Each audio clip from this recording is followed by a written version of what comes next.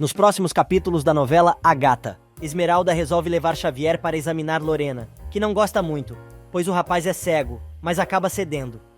Do outro lado da cidade, Damião, já recuperado, vai ver Mariano, dizendo que pode ajudar no assunto dos filhos de Esmeralda, e afirma que tem uma vantagem, por ter vivido no lixão e conhecer todo o tipo de gente que existe lá, se dispondo a acompanhar os irmãos na reunião com Gutierrez. Na casa de Lorena, Xavier diz que a mulher está muito estressada e precisa de cuidados. Gata se oferece para ir ajudá-la diariamente com Augusto. Enquanto abraça e agradece a nora, Lorena chama a moça de nojenta e insuportável, mentalmente. Enquanto isso, Paulo e seus advogados chegam ao escritório de Gutierrez, que explica que seu cliente está atrasado. Mariano diz que quer tentar chegar a um acordo e Damião explica que não podem arriscar que as crianças vão para um orfanato, enquanto esperam a decisão judicial. E o homem, que ainda não mostrou sua cara até agora na novela, fala com alguém ao telefone, dizendo que sabe o que está fazendo e promete fazer Gata sofrer tanto que a moça poderá até querer acabar com sua própria vida. O homem promete ainda que todos vão pagar, garantindo que sua vingança não vai ter limites. Do outro lado da cidade, Fernando e Branca vão visitar Esmeralda, e a moça percebe que a mãe não está bem. O casal tenta disfarçar, mas a moça se dá conta de que tem alguma coisa acontecendo. No escritório de Gutierrez, Paulo não consegue se controlar e chama o tal João de canalha, mas o homem chega minutos depois e, pela primeira vez, dá as caras. Ele sustenta que é pai dos filhos de Esmeralda, e Paulo mete um de direita na cara do sujeito e pergunta quem o está pagando para dizer aquelas mentiras, e quer saber quem ele é. Enquanto Esmeralda passeia com a mãe e as crianças, insistindo para que ela conte o que está acontecendo, João revela que conheceu Gata no lixão. E depois de algum tempo frequentando o local, conseguiu da moça tudo o que se consegue de uma mulher bonita que vive naquelas condições. O homem diz ainda que tem testemunhas. Paulo perde a estribeira e parte para cima do sujeito, enforcando o cara. Alguns minutos mais tarde, Esmeralda recebe a visita de Xavier e diz que está muito chateada por ficarem escondendo as coisas dela. Triste, a moça acaba deitando a cabeça no ombro amigo do médico, que ensaia a dar um beijo na moça. No escritório do advogado, a coisa está cada vez pior. Damião e Mariano conseguem apartar a briga, mas o homem resolve pegar uma caneta e ameaçar a vida de Paulo. Porém, o instinto de ex-presidiário de Damião fala mais alto e ele consegue desarmar o sujeito. Na sua casa, Esmeralda consegue evitar o beijo de Xavier e diz que ele sabe muito bem dos seus sentimentos. Direto e reto, o médico responde que ela também sabe dos seus. A moça confessa que gostaria muito de se apaixonar por ele, mas isso é impossível, apesar de achar que está na hora de dar uma virada na sua vida, confessando que está muito decepcionada com Paulo. Xavier propõe que ela tome as rédeas de seu destino e comece a mudá-lo imediatamente. Ele ainda diz que não se importa que ela não o ame, pois se contenta em amá-la e vai se agarrar a isso para continuar se sentindo vivo. E enquanto Paulo coloca João na parede querendo mais explicações, o casal do mal está conversando com seus botões. Enquanto Augusto amaldiçoa a Gata e diz que o erro da garota foi ser filha de Branca, jurando que Esmeralda vai pagar por isso, Lorena, na sala, se sente vitoriosa por ter conseguido se aproximar da nora e, assim, afastá-la de Paulo. A mulher também se lembra que a bomba que está por explodir vai acabar de vez com a Gata pulguenta. Na sua casa, falando sozinha como uma doida, Gisela chama a Gata de maldita e diz que a moça fede a pobreza. A mulher, conversando consigo mesma, diz que está de volta e vai acabar com a moça de uma vez por todas. Ela jura que se Paulo não vai ser dela, também não será de Esmeralda, afirmando que mata o rapaz se for preciso. No escritório de Gutierrez, a discussão entre Paulo e João continua acirrada. Mariano tenta pôr um fim na história, mas não consegue. Gutierrez propõe que Esmeralda assuma o que fez e que os advogados aceitem as reivindicações de seu cliente. Paulo fica com mais ódio e grita: "Eu não permito que vocês citem Esmeralda, e acho bom ela não ser citada por um juiz, porque antes disso, eu te mato." Mariano e Damião conseguem negociar que o advogado espere 2 ou 3 dias antes de citar Esmeralda, e ele concorda. Do outro lado da cidade, Garibaldo vai ver Inês e leva uma rosa para a garota. Escondido, ele passa algo enrolado em uma nota de 100 pesos. Quando ela abre o embrulhinho, dá de cara com um lindo anel de noivado e com um namorado que já está ajoelhado. O rapaz confessa que conseguiu o anel no assalto à joalheria e tenta de todo jeito enfiar a joia no dedo da garota, mas não rola. Mesmo a meio pau, Inês fica feliz com o pedido de casamento. Momentos mais tarde, Paulo vai até a casa de Esmeralda dizer que ele a ama e dá uma desculpa, mas ela se dá conta que o rapaz está mentindo e pede que ele conte toda a verdade. O rapaz enrola, a moça perde a paciência e diz que precisa ir dormir, pois os dois têm um compromisso importante no dia seguinte logo cedo. Mas Paulo não se lembra do que se trata e decepciona Esmeralda novamente.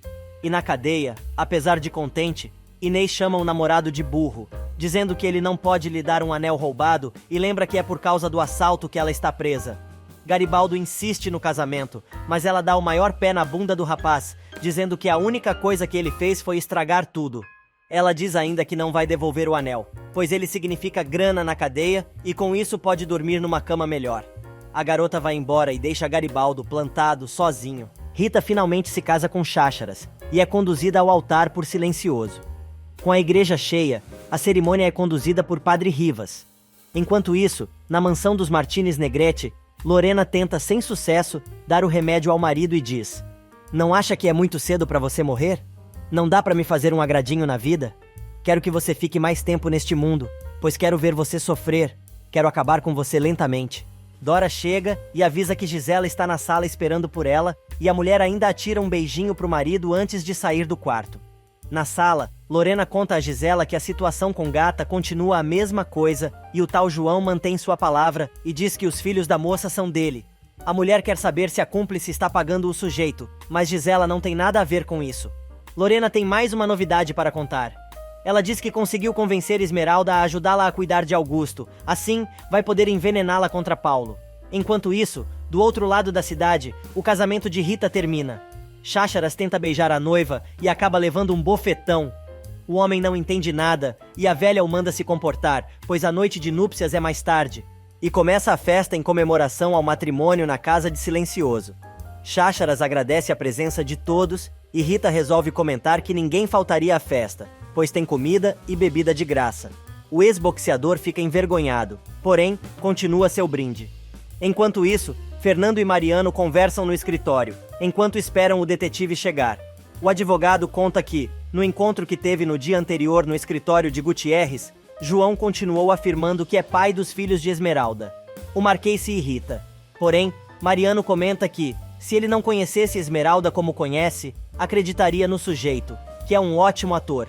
O advogado ainda diz que o tal sujeito não cometeu nenhuma contradição ou deslize. Mas não é só isso. Mariano revela que o tal João Garça vai levar o caso até o tribunal e pedir um teste de DNA. Fernando comenta que depois do exame de paternidade, tudo deve se resolver. Mas o advogado diz não entender por que o sujeito quer tanto prejudicar Esmeralda e conta que a pessoa que contratou João Garça passou a ele muitos detalhes e informações, como datas, horários, locais e ainda alguns pontos mais íntimos, o que faz com que sua alegação se torne ainda mais verdadeira. Na sala, Paulo pergunta a Esmeralda se ela conhece João Garça. Ela diz que não, mas conta que Mariano comentou com ela sobre esse nome e quer saber se este é o motivo do mistério que todos estão fazendo. O rapaz desconversa, mas a moça deixa claro que nunca conheceu o tal sujeito. Neste meio tempo, o detetive chega e não perde a oportunidade de dar uma cantada em Jacira, que se derrete toda com os elogios do moço. O homem tenta convidar a moça para sair, mas acaba desistindo. Já no escritório de Silencioso, Pedro entrega a ele a pasta com todas as informações que conseguiu sobre João Garça, inclusive seu endereço. Algumas horas mais tarde, Fernando chega à casa do tal sujeito e entra, mesmo sem ser convidado. O homem pergunta quem é o Marquês e ele se apresenta, revelando que na cadeia o chamavam de Silencioso. Imediatamente João gela, mas pergunta o que ele quer. Antes de contar seu histórico como assassino, Fernando exige que o homem desista do processo. João descobre que está falando com o pai de Esmeralda e tenta dar uma risadinha. Mas Silencioso não está de brincadeira e saca sua pistola, apontando para a cabeça do sujeito e é taxativo. Ou ele desiste do processo, ou vai fazer o cara mudar de ideia pessoalmente. Na festa de casamento, Esmeralda sente falta do pai e pergunta à mãe se ela o viu. Branca diz que ele já deve estar voltando, e a moça conta que não vê a hora de se casar com Paulo. Rita reúne as solteiras para jogar o buquê. Jacira não quer se juntar às moças, mas Rita resolve abrir a boca e diz que ela não precisa se isolar do grupo por coisas que ninguém mais se lembra. Pedro, que está com a mulher, quer saber que coisas são essas, mas Jacira não sabe o que responder.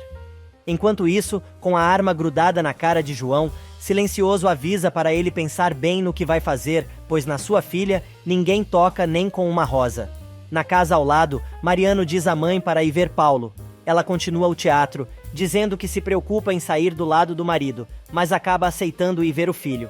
Porém, antes de sair, diz a Augusto que o ama muito e não consegue viver sem ele. Segundos depois, ela encontra o filho na sala. Ele diz que Esmeralda vai ajudá-la todos os dias a cuidar do sogro. Lorena diz que sente pena por não ter percebido que a moça é tão boa e quer saber quando vai ser o casamento. Mas Paulo prefere comentar sobre seu encontro com um homem que jura ser pai dos filhos de Esmeralda e terão que levar o caso ao tribunal.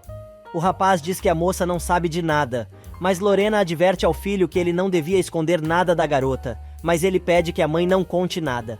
Neste meio tempo, João vai atrás de Garibaldo para saber se o rapaz realmente não se interessa em saber quem matou seu pai e aproveita para dizer que também sabe quem foi o infeliz que jogou a mãe do garoto escada abaixo quando estava grávida dele. Garibaldo diz que não quer saber de nada, mas João revela que o pai do menino foi morto por Silencioso e sua mãe, pelo pai de Paulo.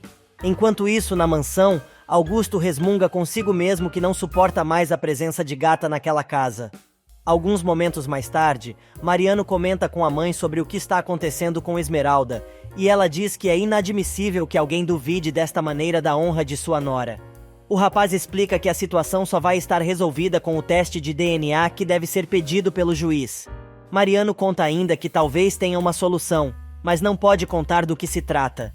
Já é bem tarde quando Paulo chega ao apartamento de Gisela, querendo saber se ela tem a ver com João Garça e todas as besteiras que ele está fazendo com sua família. A moça nega, porém, ele avisa que, se descobrir que ela está por trás de tudo, vai mandá-la para o Chilindró, onde vai passar os restos de seus dias. A doida muda de assunto e pede perdão ao rapaz pelas coisas que fez, dizendo que está muito melhor, pois está tomando suas medicações e diz que espera que ele e Esmeralda a perdoem. Paulo não engole e avisa que se ela estiver envolvida com Garça, vai se arrepender. Depois que o rapaz sai, Gisela cai na risada, chama o rapaz de ingênuo e lembra que a nova vida dos dois está apenas começando. No dia seguinte, no lixão, Garibaldo está surtando e conta ao amigo o que descobriu sobre seus pais, por meio de João Garça.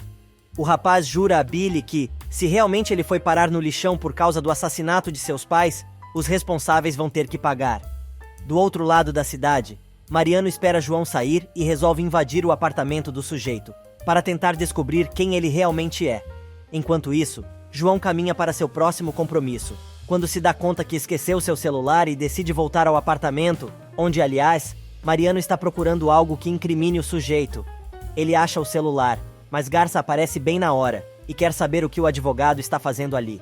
Esmeralda conta à amiga que tem certeza de que Augusto vai acabar amando as crianças, mas muda de assunto e pergunta o que Jacira sabe sobre o que todo mundo está escondendo dela. A mulher diz que a garota está paranoica, mas ela jura que vai descobrir. A moça diz ainda que tem certeza de que é algo grave ou a família não estaria fazendo tanto mistério. Do outro lado da cidade, Mariano está tentando sair da saia justa em que se meteu. Garça continua insistindo em saber o que o advogado estava procurando em seu apartamento. O rapaz resolve responder que estava procurando por algo que o incriminasse e revelasse sua verdadeira identidade. João Garça tenta intimidar Mariano, mas o advogado o enfrenta e diz que estava procurando o documento onde estaria registrada a data em que ele foi posto em liberdade. O homem nega que tenha sido presidiário, porém Mariano lembra que a arma feita à mão que usou para ameaçar Paulo, no escritório de Gutierrez, o delatou. João diz que não sabe do que o moço está falando e afirma que o único criminoso ali é o advogado, que invadiu seu apartamento. Ele ameaça chamar a polícia e denunciá-lo por invasão e tentativa de roubo. Mariano manda o rapaz fazer isso, pois assim, provavelmente, as autoridades vão querer saber todos os antecedentes da vítima, isso se não o reconhecerem. Garça resolve dizer que quer resolver tudo sem precisar envolver a polícia. Ele manda Mariano embora e diz que se a história das crianças não se resolver no escritório de seu advogado, vai ter que ser resolvida no tribunal, e aí ele poderá investigar tudo o que quiser sobre seu passado. Mariano fica indignado e diz que vai provar que o sujeito está mentindo para os juízes, os advogados ou quem quer que seja. Logo que o advogado sai, Garça liga para seu chefe contando o que aconteceu, mas avisa que a situação está sob controle e que Mariano jamais vai suspeitar que está sendo pago para destruir a vida da gata e daquele bando de miseráveis. Momentos mais tarde, Mariano conta a Silencioso que foi à casa de Garça tentar descobrir alguma coisa que o incriminasse, mas foi pego em flagrante pelo sujeito. Porém, ele explica que, se o rapaz fosse uma pessoa de bem, teria chamado a polícia imediatamente, o que ele não fez, pois deve ter medo de ser reconhecido pelas autoridades. O advogado diz que tem quase certeza de que Garça tem antecedentes criminais.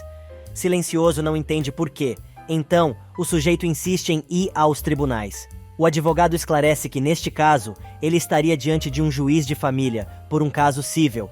Os dois agora se dão conta que tem muita coisa a ser investigada, e Mariano jura que não vai descansar até desmascarar o tal sujeito. Fernando revela que está preocupado com Esmeralda, e o advogado esclarece que eles não têm tempo suficiente para esclarecer tudo antes que Esmeralda seja citada. Furioso, Silencioso garante que as pessoas que estão fazendo isso contra sua filha não vão se dar bem. No vizinho, Lorena continua sua sessão de tortura e diz a Augusto que é realmente uma pena ele ter ficado contra ela. Augusto, que não consegue falar, pensa consigo mesmo que não aguenta mais a presença de Gata na sua casa.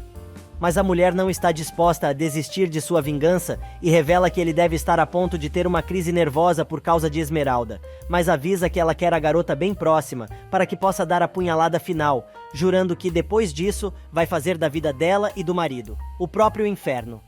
Esmeralda bate na porta do quarto de Augusto e a mulher avisa que está na hora de seu show. A moça entra e se desespera ao ver a sogra, supostamente desmaiada no chão.